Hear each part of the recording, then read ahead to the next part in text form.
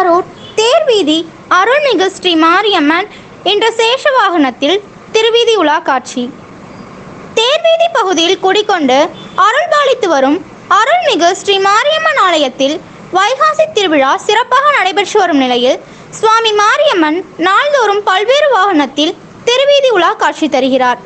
இந்நிலையில் இன்று கரூர் மாவட்ட புஷ்ப வியாபாரிகள் சார்பாக 51ஆம் ஆண்டு மண்டகப்படி முன்னிட்டு இன்று மாரியம்மன் சேஷ வாகனத்திலும் மாமணி ராமசாமி சிறப்பு அலங்காரத்திலும் திருவீதி உலா காட்சியளித்தார்.